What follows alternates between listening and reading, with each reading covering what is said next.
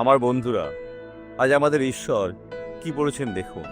বছরের দ্বিতীয় শেষ মাসে যিশায়া 55:8 পদে বলে, কারণ সদাপ্রভু কহেন, আমার সংকল্প সকল ও তোমাদের সংকল্প সকল এক নয়। সেগুলি কখনোই এক ছিল না আর কখনোই হবে না। ঈশ্বর মহান, আমাদের অতিরিক্ত এবং তোমাদের পথ সকল ও আমার পথ সকল এক নয়। সেটাই, প্রভুর পথ আলাদা, সেগুলি সিদ্ধ। আমাদের কি করতে হবে? আমাদের যেন খ্রিস্টের মন থাকে, সেটাই চাইতে হবে। তবে আমরা তার বাক্যে যা লেখা আছে সেই বিষয়ে ভাবতে পারবো আর সেইভাবেই চলতে পারবো।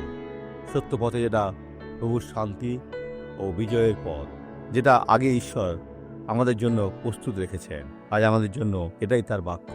এখন আসুন এই সাক্ষ্যটি দেখি, আর আমি প্রার্থনা করতে ফিরে আসছি।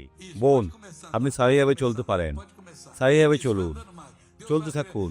হচ্ছে, দ্রুত দৌড়ান, ঈশ্বর আশীর্বাদ করছেন। বড় পা ফেলুন, হচ্ছে, চলতে থাকুন। বোন, হচ্ছে, ফিরে আসুন, ফিরুন, হচ্ছে। বোন, আমাকে বলুন, সমস্যাটা কি ছিল? এখন ভালো আছেন? আমি ভালো আছি। সমস্যাটা কি ছিল? 2001 সালে আমার দুর্ঘটনা ঘটেছিল, তাই হাঁটু থেকে জল বের করতে হয়েছিল। তখন থেকে হাড়ে হাড়ে লেগে যেত। এখন কেমন আছেন? এখন সুস্থ আছি। আপনি কি মুক্ত? বোন, আপনার নাম কি? ও বন্ধুরা, উনি শুধু অলৌকিক কাজের বিষয়ে ভাবছেন। উনি আবেগী হচ্ছে। বোন, এটা সত্যি, যিশু আপনার সাথে সাক্ষাৎ করেছে, আপনি সুস্থ হয়েছেন। 2001 সাল থেকে, মানে 22 বছর এই সমস্যা রয়েছে, কিন্তু ঈশ্বর মহান।